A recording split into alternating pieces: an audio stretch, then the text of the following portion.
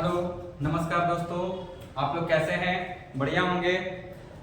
चलिए दोस्तों, कल हम नहीं आ पाए थे। एक्चुअली थोड़ा सा तबीयत खराब हो गया था, इसी वजह से कल की क्लास हम नहीं ले पाए थे।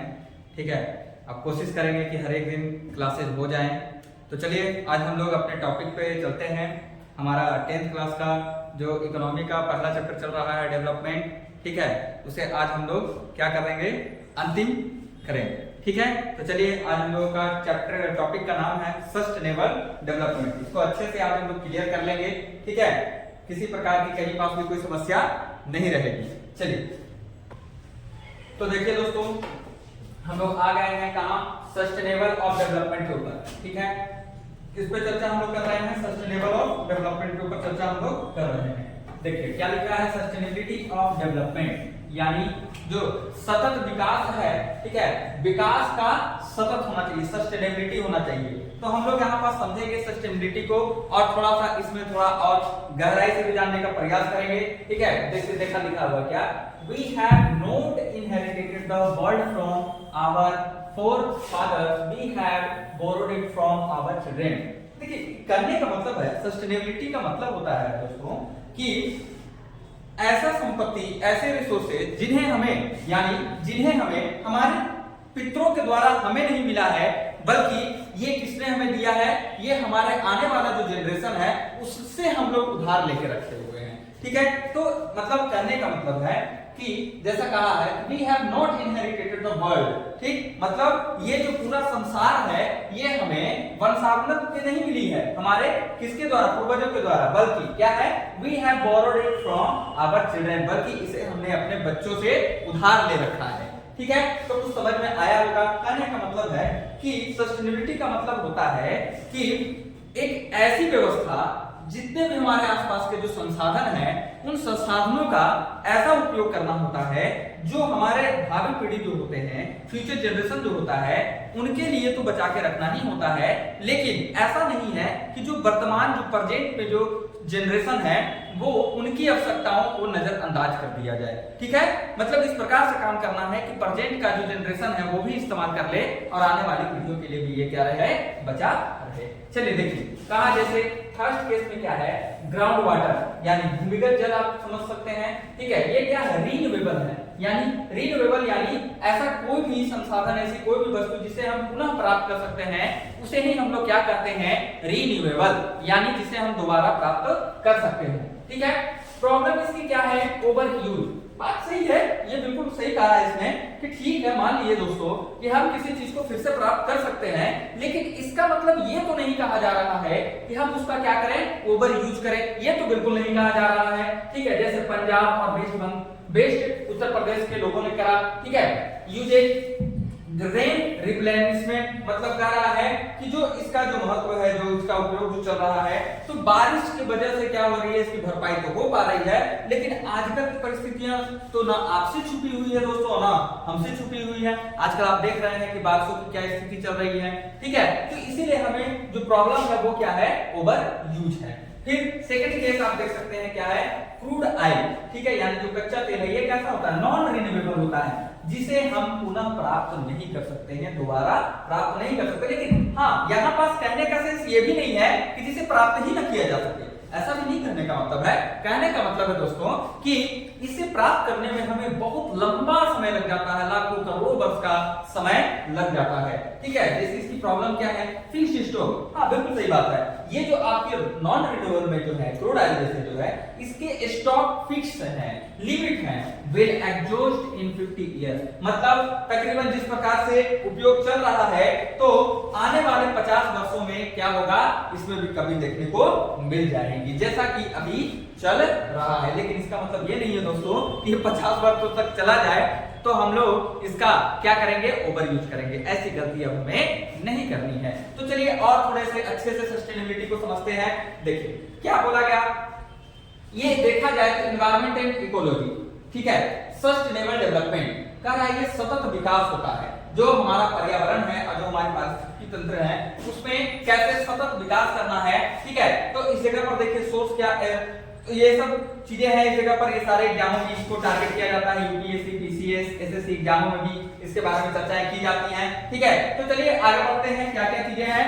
चलिए देखिए यहाँ पास क्या बोला जा रहा है, व्हाट इज सस्टेनेबल डेवलपमेंट। हमने बोला था कि सस्टेनेबल डेवलपमेंट क्या है दोस्तों, इस पे यहाँ हम चर्चा करेंगे थोड़ा विस्तार से। तो देखिए, meeting the needs of the present generation without compromising the ability of future generation.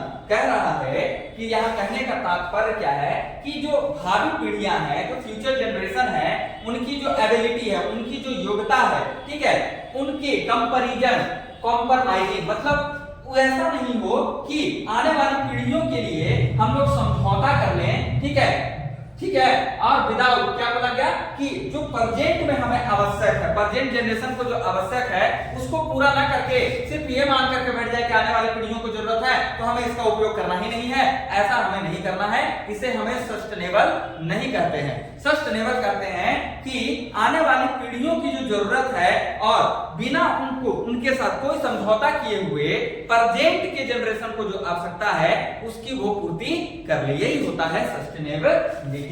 जैसे आप देख सकते हैं इसके की कॉन्सेप्ट क्या है, इंटरजेनरेशनल इक्विटी, यानी कहने का मतलब क्या है कि हमें बैलेंस करना है, हमें क्या करना है, बैलेंस करना है किसके बीच, जनरेशन के बीच में, यानी जो प्रेजेंट जनरेशन चल रहा है और जो फ्यूचर जनरेशन, इसके बीच में हमें क्या बना करके चलना है, बैलेंस करके चलना है। ठीक है, किस चीजों को लेकर के, जो भी रिसोर्सेज है, संसाधन है, उसको लेकर के। देखिए इसकी ओरिजिन कहां से मानी जाती है, देखिए फर्स्ट यूज्ड बाय, पहली बार इसका उपयोग किया किसने, IUCN ने, यानी इंटरनेशनल यूनियन फॉर कंजर्वेशन ने इसका ऑफ नेचर, इसके द्वारा इसका उपयोग किया गया, किसका, सस्टेनेबिलिटी का। ठीक, पूरे संसार में कंजर्वेशन स्ट्रेटजी को लेकर के, ठीक है, इनकी क्या था कि हमें अपने संसार को कैसे बचाना है, ठीक है, उसके लिए कौन कौन सी हमें रणनीति अपनानी होगी। ठीक है, इस चीज को हमने किसने अप्लाई किया, IUCN ने। इसका फुल फॉर्म क्या होता है, international union for conservation of nature. Popularized by, किसके द्वारा इसको पॉपुलराइज किया गया, WCED, जो ब्रुकलैंड कमीशन, क्या बनाया गया, एक ब्रुकलैंड कमीशन बनाया गया। कब बनाया गया दोस्तों, 1987 में। देखिए सस्टेनेबिलिटी कितना इंपॉर्टेंट है। ठीक है, रिपोर्ट नेम इसका क्या दिया गया, आवर कॉमन फ्यूचर। ठीक है, आवर कॉमन फ्यूचर इसको बोला गया, जो कि काफी इंपॉर्टेंट है दोस्तों, बहुत सही बात कहा गया है। आप देख सकते हैं इस जगह पर बोला गया Brookland 1987 is the first proponent. पहली बार इसे किसने दिया, 1987 में किसने, ब्रुकलैंड ने दिया। ठीक है, चलिए अब और आगे बढ़ते हैं। कह रहा है इसके बाद इंपोर्टेंट समिट, मतलब कुछ कुछ सम्मेलन किए गए हैं इतिहास में। जैसे 1987 में WCED के द्वारा ब्रुकलैंड रिपोर्ट कायम किया गया, जिसमें बोला गया आवर कॉमन फ्यूचर बोला गया, सस्टेनेबिलिटी को ही लेकर के। फिर 1992 की बारी आती है, जिसमें अर्थ समिट किया गया रियो में, कहां, जो कि ब्राजील में पड़ता है। इसमें क्या लाया गया, एजेंडा 21 को लाया गया। फिर 2002 में समिट की गई रियो 10+ लाया गया, कहां, जोहान्सबर्ग में लाया गया। इसका रिव्यू ऑफ एजेंडा 21, इसको क्या था, 21 एजेंडा को रिव्यू करना। ठीक है, फिर 2012 में आया रियो 20+, जो कि ब्राजील में है, द फ्यूचर वी वांट, इसमें क्या बोला गया, द फ्यूचर वी वांट बोला गया, जो कि 2012 में हुआ, कहां, ब्राजील में। ठीक है, फिर 2015 की बारी आती है, जिसमें 70th समिट किया गया, कहां, न्यूयॉर्क में किया गया दोस्तों, और क्या बोला गया, SDG अडॉप्टेड, SDG को अडॉप्ट किया गया, सस्टेनेबल डेवलपमेंट गोल को अडॉप्ट किया गया। टारगेट इसका कब तक का है, 2030 तक का। अगर ट्रिक देखा जाए तो हर एक 5-5 साल आप ऐड कर लें, उसके बाद देन 10+ और 10+ आप इसमें ऐड कर सकते हैं। चलिए और आगे बढ़ते हैं। देखिए द अर्थ समिट, देखिए इसमें क्या, रियो का द अर्थ समिट किया गया, पृथ्वी पर पहली सम्मेलन की गई। ठीक है, पृथ्वी को लेकर के लोग काफी चिंतित हुए कि हमें अपनी पृथ्वी को भी बचाना है, क्योंकि लोग रहते कहां हैं दोस्तों, पृथ्वी पर ही तो रहते हैं, और अपने घर पर लोगों ने ध्यान देना बंद कर दिया था। लेकिन फिर से लोगों को लगा कि नहीं, हमें अपना आवास बचाना चाहिए, हमें अपना गृह बचाना चाहिए, हमें ग्रह बचाना चाहिए। उसके लिए उन्होंने 1992 में जागरूकता दिखाई और अर्थ समिट किया। ठीक है, लोकेशन कहां था, रियो द जेनेरियो में किया, जो कि ब्राजील में पड़ता है दोस्तों, रियो द जेनेरियो। इसके परिणाम क्या निकले, एजेंडा 21 इसमें घोषित की गई, क्या, एजेंडा 21 लाया गया। ठीक है, फोकस क्या था इसमें, full support for sustainable development and forest management. इसका फोकस क्या था, मेन बिंदु क्या था, लक्ष्य क्या था, फुल सपोर्ट किया गया किसको, सस्टेनेबल डेवलपमेंट के लिए और फॉरेस्ट मैनेजमेंट के लिए चर्चा इसमें की गई। ठीक है, क्या था एजेंडा 21 था। कब लाया गया, रियो में इसकी मीटिंग की गई 1992 में। ठीक है, कोई दिक्कत है दोस्तों, चलिए आगे बढ़ते हैं। रियो प्लस 10 इसको लाया गया कब, 2002 में। ये कहां पर सबमिट हुई थी, जोहान्सबर्ग में हुई थी। ठीक है, इसका लक्ष्य क्या था दोस्तों, इसका लक्ष्य था टू इंप्लीमेंट एजेंडा 21। इसमें क्या था, लागू करना था। इन लोगों का उद्देश्य रहा कि एजेंडा 21 को लागू किया जाए और साथ ही साथ एमडीजी यानी इसका फुल फॉर्म है मिलेनियम डेवलपमेंट गोल्स, एमडीजी को भी लागू किया जाए। कब, जब रियो का 10+ आया 2002 में, जो जोहान्सबर्ग में की गई इसकी समिट, तब दो एजेंडा निकल के आई। एक तो क्या था कि एजेंडा 21 को लागू करना है और दूसरा एमडीजीएस को लाया गया, जिसमें क्या बोला गया, मिलेनियम डेवलपमेंट गोल्स। ठीक है, चलिए इसी के साथ आगे बढ़ते हैं दोस्तों। अब देखिए अगला, अब क्या आया, फिर बोला गया था, ट्रिक बोला गया था +5 करना है, देन 10+10+। अब देखिए रियो 20 आया +20, इसको कब लाया गया दोस्तों, 2012 में लाया गया। चलिए इसके बारे में थोड़ा सा हम लोग चर्चा कर लेते हैं। देखिए यहाँ क्या है, इसका जो डॉक्यूमेंट टाइटल क्या दिया गया था, फ्यूचर बी बॉन्ड। क्या बोला गया, ये जो था आपका, इसको किस नाम से भी जानते हैं, द फ्यूचर बी बॉन्ड के नाम से भी हम लोग बोल लेते हैं। इंडिया स्टैंड, जो भारत की जो पहल रही वो क्या थी, एम्फसाइज ग्रीन इकोनॉमी। भारत ने किस पर जोर दिया, भारत ने जोर दिया ग्रीन इकोनॉमी के ऊपर। इन लोगों का की फोकस क्या था, मेन फोकस कहां था, पॉवर्टी रिडक्शन, गरीबी को कम करना, क्लीन एनर्जी, ठीक है, और सस्टेनेबल डेवलपमेंट। ये 3 चीजें थी जहां हमारे देश वालों का फोकस था। फिर देखिए प्रायोरिटी एरिया, 7 ऐसे क्षेत्र जिसे प्रायोरिटी दिया गया। कौन कौन सा, एक जॉब के ऊपर, दूसरा क्या, एनर्जी यानी ऊर्जा के ऊपर, तीसरा सस्टेनेबल सिटी होना चाहिए, चौथा फूड सिक्योरिटी। देखिए दोस्तों थोड़ा सा सस्टेनेबल सिटी पे हम बता देते हैं कि सस्टेनेबल सिटी हम उसे बोलते हैं ऐसा शहर जहां का वातावरण बिल्कुल अच्छा हो, जहां की ट्रांसपोर्टेशन सुविधाएं अच्छी हो, जहां के लोग पब्लिक ट्रांसपोर्ट का इस्तेमाल करते हो, वहां अच्छे पार्क बसे हो, वहां का माहौल बहुत अच्छा हो, ठीक है, पॉल्यूशन वहां पास कम हो, ऐसे को हम बोलते हैं सस्टेनेबल सिटी। फिर फूड सिक्योरिटी की बात की गई, फिर वाटर पे बात किया गया, जल ही जीवन है। फिर ओशियन की भी रक्षा करनी है, क्योंकि देखिए ओशियन को क्यों बचाना है दोस्तों, आपको लग रहा होगा सर महासागर से क्या लेना है, नहीं दोस्तों, बहुत सारे एक्वेटिक जलीय जीव होते हैं, एनिमल्स होते हैं जो हमारे इकोसिस्टम को बैलेंस करने का काम करते हैं, तो ओशियन को भी बचाना है और डिजास्टर मैनेजमेंट को भी हमें क्या करना है, उस पर बातचीत करना है और उसे भी बना करके चलना है। तो ये 7 चीजें आपको सस्टेनेबल पे चर्चाएं हुई। किसमें की गई दोस्तों, जब 2012 में समिट हुआ रियो 20+ में, जिसका क्या था डॉक्यूमेंट टाइटल, क्या इसका टाइटल क्या था, उद्देश्य द फ्यूचर वी वांट। ठीक है दोस्तों, तो चलिए आइए और थोड़ा आगे बढ़ते हैं और देखते हैं। देखिए क्या है, जब एमडीजी से किस पर शिफ्ट कर लिया गया दोस्तों, एसडीजी के ऊपर। एमडीजी क्या था दोस्तों, मिलेनियम डेवलपमेंट गोल्स से इसको हम लोग जानते हैं। ठीक है, इसको बंद कर दिया गया कब, 2015 में। आया कब था दोस्तों एमडीजी, आया कब, देखिए तो बैक चलते हैं, आप भूल गए होंगे, मुझे पता है। तो देखिए एमडीजी को कब लाया गया था, 2002 में। कब लाया गया था दोस्तों, रियो 10+ में 2002 में, जब जोहान्सबर्ग में मीटिंग हुई थी उस समय लाया गया था। ठीक है, इसको खत्म कब किया गया दोस्तों, 2015 में इसे खत्म कर दिया गया और इसके स्थान पर क्या लाया गया दोस्तों, 2015 में ही लाया गया एसडीजी यानी सस्टेनेबल डेवलपमेंट गोल्स को लाया गया, स्टार्टेड 2015। इसका टारगेट कब तक है दोस्तों, इसको कंप्लीट करने का टारगेट है 2030 तक। ठीक है, अब देखिए इसको अडॉप्ट किया गया 70th यूएन समिट में, इसको अडॉप्ट किया गया किसको दोस्तों, एसडीजी को। जब यूनाइटेड नेशन का सम्मेलन हुआ 70वां सम्मेलन में, इसको क्या किया गया, एसडीजी को क्या किया गया, इसको अडॉप्ट किया गया। कहां हुआ था ये सम्मेलन, न्यूयॉर्क में 2015 के।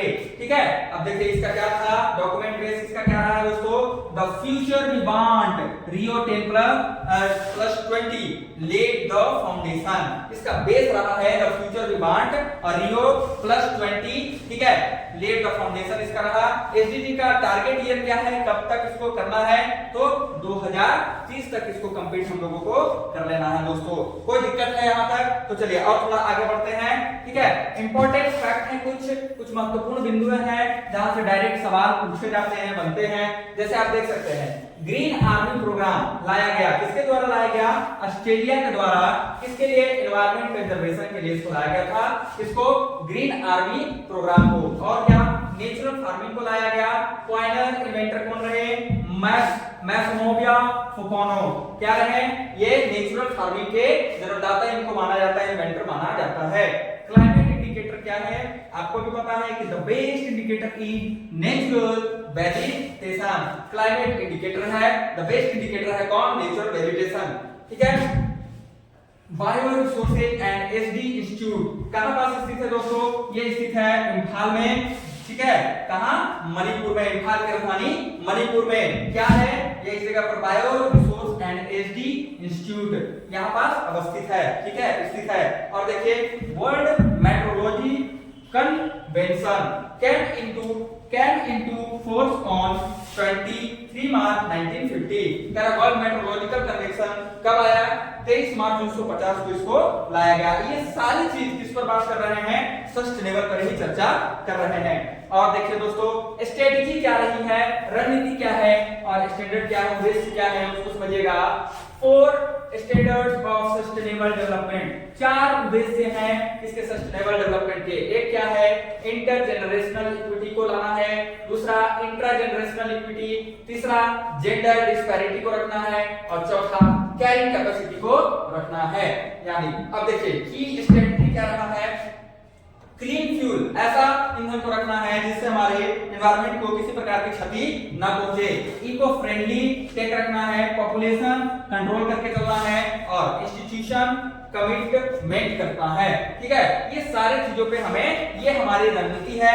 ठीक ना, और देखिए क्या है, फैक्ट क्या है, देखिए solar energy is the primary source of energy for all life on earth. बिल्कुल सही कहा गया है कि देखिए सोलर एनर्जी को हम क्लीन फ्यूल के रूप में ले सकते हैं कि नहीं, बिल्कुल सही है दोस्तों। इससे हमारे पर्यावरण को किसी प्रकार का नुकसान नहीं है, हमारे एनवायरमेंट को। तो जो सोलर एनर्जी है वो क्या है, प्राइमरी सोर्स होता है, प्राथमिक स्रोत माना गया है किसका, एनर्जी का, पृथ्वी पर के सारे जीवों के लिए। और देखिए इसके आगे जैसे कुछ डेट, इंपॉर्टेंट डेट हैं, जैसे जनवरी से मार्च तक के, इसे भी आप नोट कर लीजिएगा। ठीक है, जैसे फरवरी में क्या मनाया जाता है, वर्ल्ड वेटलैंड डे। ठीक है, मनाया जाता है 28 फरवरी को, ये काफी महत्वपूर्ण हो जाता है, नेशनल साइंस डे। ठीक है दोस्तों, नेशनल साइंस डे कब मनाया जाता है, फरवरी 28 फरवरी को मनाया जाता है। 3 मार्च को वर्ल्ड वाइल्ड लाइफ डे मनाया जाता है और 21 मार्च को क्या मनाया जाता है दोस्तों, world forestry day. Forest conservation पे भी चर्चा की गई थी दोस्तों, ये कब मनाई जाती है, 21 मार्च को। और 22 मार्च को मनाया जाता है वर्ल्ड वाटर डे। ठीक है, जल दिवस के रूप में कब, 22 मार्च को। और 23 मार्च को मनाया जाता है वर्ल्ड मेट्रोलॉजी डे। तो अगर आपको एक सीक्वेंस में याद रखना है तो फॉरेस्ट 21 कर सकते हैं, वाटर 22 और क्या है मेट्रोलॉजिकल 23। अब तीनों का मनाया गया है दोस्तों, आप देख सकते हैं ये मार्च के मंथ में ही तीनों मनाए जाते हैं, फॉरेस्ट, वाटर और मेट्रोलॉजी। ठीक है, चलिए और आगे बढ़ते हैं। देखिए इंपॉर्टेंट डे किस समय का बोला गया है, अप्रैल टू जून का। इसमें देख सकते हैं कौन कौन सी घटनाएं किस तारीख में हुई है। जैसे 7 अप्रैल को आपको क्या देखने को मिलेगा, वर्ल्ड हेल्थ डे मनाया जाता है। वर्ल्ड हेल्थ डे कब मनाया जाता है, 7 अप्रैल को। 22 अप्रैल को कब क्या मनाया जाता है, वर्ल्ड अर्थ डे मनाया जाता है, पृथ्वी दिवस। ये काफी आपको याद रखना है। ठीक है दोस्तों, कब मनाया जाता है, 22 अप्रैल को मनाया जाता है क्या, पृथ्वी दिवस के रूप में वर्ल्ड अर्थ डे मनाया जाता है। और 22 मई को क्या मनाया जाता है दोस्तों, वर्ल्ड बायोडायवर्सिटी डे मनाया जाता है। 31 मई को मनाते हैं एंटी टोबैको डे और 5 जून को मनाते हैं world environment day. First celebrated, पहली बार इसको सेलिब्रेट किया गया था कब, टोबैको डे को 90, एनवायरनमेंट डे को पहली बार सेलिब्रेट किया गया था कब, 1973 में। कब मनाते हैं, 5 जून को। ये भी काफी इंपॉर्टेंट है। जून 8 में वर्ल्ड ओशन डे मनाते हैं। जून 8 जून को वर्ल्ड ओशन डे मनाया जाता है और 17 जून को मनाते हैं डिजर्टिफिकेशन कंट्रोल डे। क्या मनाते हैं दोस्तों? Desertification control day. ठीक है, चलिए और देखिए जुलाई से अक्टूबर तक में कुछ इंपॉर्टेंट डे जो घटनाएं घटी हैं, जो चीज दी गई है। 11 जुलाई को होती है वर्ल्ड पॉपुलेशन डे। याद रखिएगा दोस्तों, वर्ल्ड पॉपुलेशन डे कब आता है? 11 जुलाई को। और 29 जुलाई को आता है international tiger day. International tiger day कब आता है? 29 जुलाई को। और 16 सितंबर के दिन ओजोन डे के रूप में हम लोग मनाते हैं। कब मनाते हैं? सितंबर के मंथ में 16 तारीख को। और 2 से 8 अक्टूबर के बीच में वाइल्ड लाइफ वीक यानी वन्य जीव सप्ताह के रूप में हम लोग मनाते हैं। 2 तारीख से लेकर के 8 तारीख अक्टूबर में, यानी फर्स्ट वीक में वर्ल्ड वाइल्ड लाइफ वीक के रूप में मनाते हैं, वन्य जीव सप्ताह के रूप में। और 3 अक्टूबर को मनाते हैं वर्ल्ड नेचर हैबिटेट डे। और 16 अक्टूबर को मनाते हैं वर्ल्ड फूड डे। ठीक है, कब? 16 अक्टूबर को मनाते हैं फूड डे। चलिए देखिए, और नवंबर से दिसंबर तक के समय में कुछ इंपॉर्टेंट डेटों को समझ लीजिए। जैसे 12 नवंबर को आपको देखने को मिलेगा नेशनल बर्ड डे, और 19 नवंबर को देखने को मिलेगा वर्ल्ड टॉयलेट डे, और 26 नवंबर को देखने को मिलेगा world environment day, conservation day. ठीक है, ठीक है। और 2 दिसंबर को देखने को मिलेगा पॉल्यूशन कंट्रोल डे, और 14 दिसंबर को देखने को मिलेगा नेशनल एनर्जी कंजर्वेशन डे के रूप में इसे सेलिब्रेट करते हैं 14 दिसंबर को। यूएन इनिशिएटिव, ये जो है किसके द्वारा? जो यूनाइटेड नेशन है उसके द्वारा शुरुआत की गई। Sustainable energy for all. ठीक है, सभी लोगों के लिए कैसी ऊर्जा की जरूरत है? सस्टेनेबल। ठीक है, डिकेड ईयर्स कब से कब तक रखा गया था?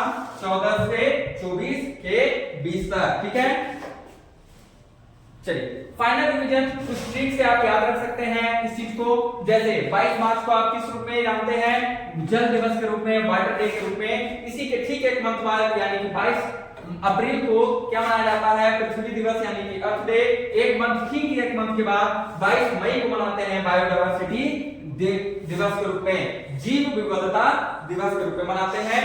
एसडी टर्म की जगह पर आईयूसीएन और ब्रूटलैंड को 1987 में, फिर एजेंडा 21 1992 में, और एसडीजी 2015 से 2030 तक का इसका क्या है? टारगेट रखा गया है।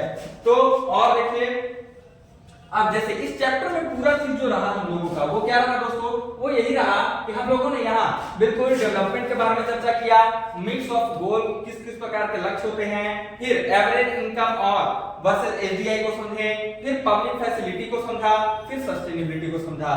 ठीक है, इस प्रकार से हम लोगों ने आज पूरे अपने 10th क्लास का पहला चैप्टर जो था डेवलपमेंट, इसको समाप्त किया। तो मैं उम्मीद करता हूं कि आप लोगों को अच्छे से समझ में आया होगा आज की क्लास। तो चलिए धन्यवाद। आप लोगों से बस एक रिक्वेस्ट है कि आप विष्णु क्लासेज को लाइक करें, शेयर करें, सब्सक्राइब करें, और जितना ज्यादा से ज्यादा हो सके तो लोगों तक पहुंचाने का कष्ट करें इस वीडियो को, और ज्यादा से ज्यादा इसे देखने का प्रयास करें। जय हिंद, जय भारत, नमस्कार।